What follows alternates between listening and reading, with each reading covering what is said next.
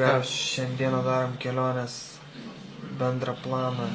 Reikia patrūksta. Čia dar reikia to toli, bet tiesiog bendras planas yra minimaliai. Ir bandysim, kaip sakant, išdevelopint, kaip čia bandai. Išvystyti teisingai. Smulkesnius dalykus. Ir kaip matote, pradėjom, kaip sakoma, pagrindinio dalyko grįžtam. Pradėjom nuo projekto ir eina į idėjas, websaitas. Yra daug dalykų, kurias reikia padaryti.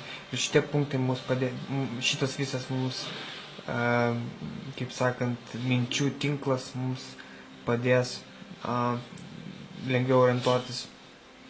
Bendrinti, tai pagrindinis. Iš tikrųjų, yra parama iš ambasadų.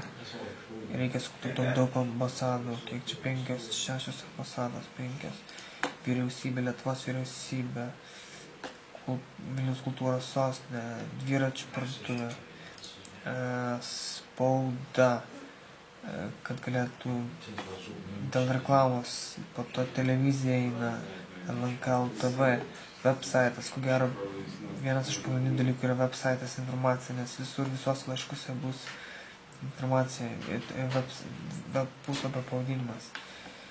Internetas sponsorių ieškojimas yra angliški puslapiai, bet čia yra tarnėmai, tai čia irgi yra viskas tik labai preliminaru.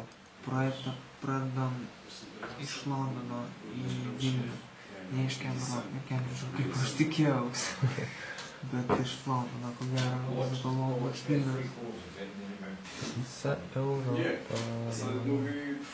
Ko gero vėlgi maršrutą ir bus daug visokių tokių. Gana neblogai praleidom laiko, nuo kiek valandų? Gal nuo 8. Porą valandų. Daugiau. Daug viskas tam reikia laiko ir viskas pabišė.